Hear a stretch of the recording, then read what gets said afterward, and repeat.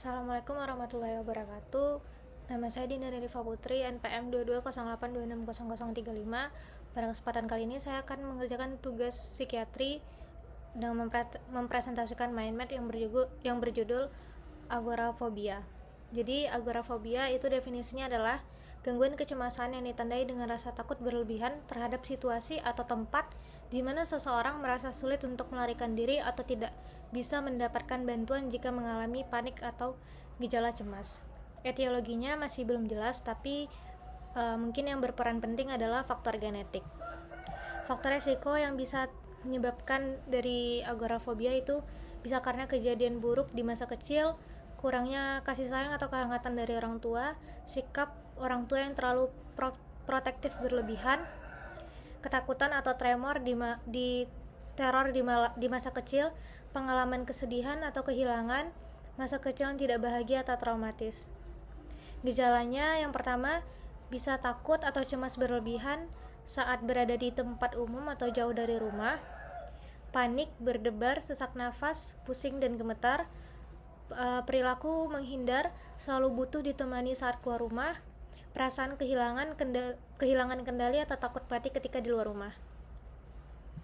Kriteria diagnosis menurut PPDGJ 3, yang pertama harus terdapat gejala psikologis, perilaku atau otonomik yang timbul merupakan manifestasi primer dari ansietasnya, bukan sekunder dari gejala-gejala lain, misalkan gangguan cemas.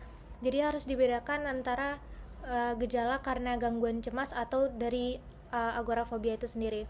Terus yang kedua, ada ansietas yang timbul harus terbatas pada setidaknya dua dari situasi berikut. Yang pertama, ada banyak orang atau keramaian, tempat umum, bepergian keluar rumah, atau bepergian sendiri. Terus cenderung menghindari situasi fobik. Tata laksananya yang pertama bisa diberikan benzodiazepin, bisa diberikan diazepam 2-10 mg 2-3 kali sehari, alprazolam 0,25 sampai atau 0,5 mg 2-3 kali sehari, lorazepam 1-3 mg per hari dibagi 2-3 dosis, clonazepam 0,2 sampai 0,5 mg 2 kali sehari, midazolam 7,5 sampai 15 mg oral sebelum tidur, 0,02 sampai 0,1 mg kilogram IV. Terus yang kedua bisa diberikan antidepresan, contohnya itu ada SSRI, contoh obatnya ada fluoxetine 20 mg per hari, sertralin 25 sampai 50 mg per hari, TCA contoh obatnya ada amitriptilin 25 sampai 50 mg per hari. Terus yang terakhir ada tetracyclic drug, contoh obatnya ada maprotilin 25 sampai 75 mg per hari.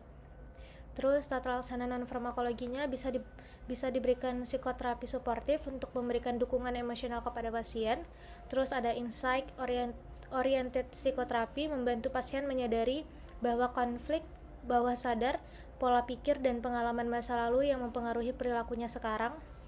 Terus ada behavior terapi, perubahan perilaku nyata bukan dari pikiran atau dari perasaan. Terus kognitif terapi, menggantikan pola pikir negatif atau irasional yang menyebabkan gangguan emosi seperti kecemasan atau depresi. Dan yang terakhir ada virtual terapi. Mungkin sekian yang dapat saya sampaikan, lebih dan kurangnya saya mohon maaf. Wabillahi taufiq wal hidayah. Assalamualaikum warahmatullahi wabarakatuh.